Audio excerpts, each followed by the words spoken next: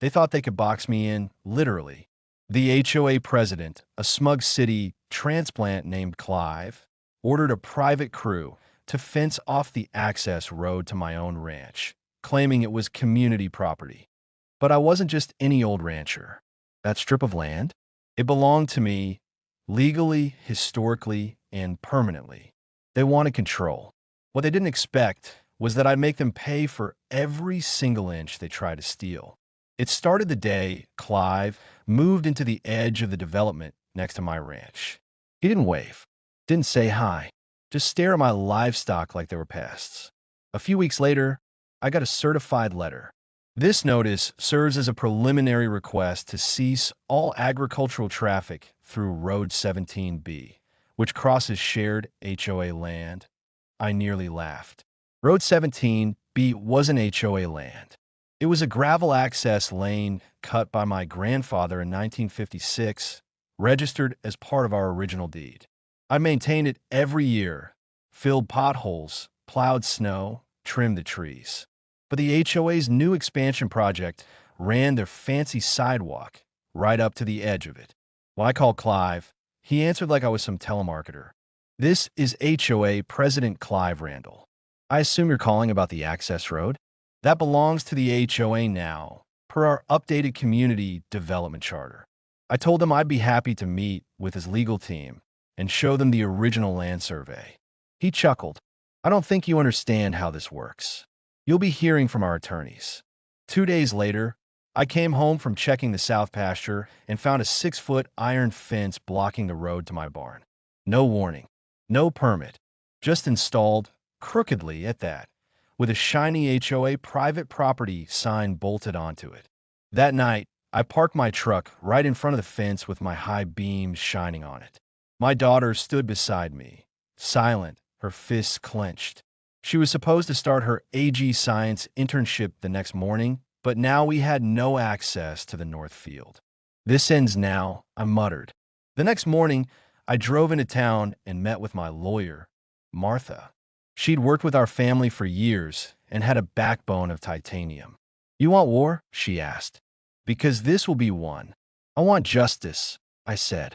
That night, I submitted a formal injunction to halt any HOA actions involving Road 17B. While it worked through court, I took matters into my own hands, legally. Clive didn't realize that fencing off my road gave me something powerful, an opportunity. If they wanted to treat it like private land, I would too. I applied for a local business license under the name East Creek Tollway. Within 72 hours, it was approved. Then I erected a toll booth, a real one, solar-powered, motion-activated camera, and a digital payment scanner. I placed bright yellow signs on both ends of the road. Private ranch access, $12 entry fee. Vehicles monitored. You'd be surprised how many of their HOA landscaping trucks, dog walkers, and Amazon vans have been using that road for quick shortcuts. Now they either paid up or turn around. Clive was livid. He showed up in his little golf cart wearing a sweater tied around his neck. "This is outrageous. You can't charge people to use HOA roads." I handed him a laminated map from the county clerk's office showing the land deed. "This road? It's mine. Always has been." He scoffed and pointed to the booth. "Then what's that?" "That's your reminder not to build fences on property you don't own." By the end of the week, I'd made over $700 in tolls. But Clive wasn't done. On Saturday morning, I woke to flashing lights outside my window and 3 uniformed officers walking up my driveway. My heart raced, not because I was guilty, but because I knew this wasn't right. I stepped outside. "Can I help you, officers?" One of them, tall, mid-40s, sunglasses on despite the cloudy sky, spoke in a clipped tone. "We're here about an illegal toll operation. You'll need to shut it down immediately." I narrow my eyes. No badges. No marked car. One guy even had sneakers on. "You boys from the county sheriff's office?" The tall one hesitated. "We're with the Regional Enforcement Board." "There's no such thing." He started to reach for his belt. But before he could do anything stupid, I stepped forward, calm, clear. "I suggest you leave my property. Now." He smirked. "Or what?" I reached into my coat and pulled out my own badge. Because I'm Chief Alan Mercer, and impersonating law enforcement is a federal offense. His face turned white. The fake officers turned tail faster than a coyote caught under a spotlight. One of them tripped over a patch of sagebrush, trying to scramble back to their unmarked SUV. I took a picture of their plates and sent it straight to the sheriff's department. Within 2 hours, I got a call from Sheriff Dunley himself. "Alan," he said, voice heavy with annoyance, "those weren't my guys. Already traced the plates. They're tied to a security firm the HOAs used before. Clive's crossing serious lines." I said, "I'll handle it." And I did. With my badge still gleaming on my belt and my lawyer at my side, I filed 2 complaints, one for trespassing and another for impersonation of law enforcement. The county prosecutor took it seriously, very seriously. Meanwhile, the toll booth stayed up.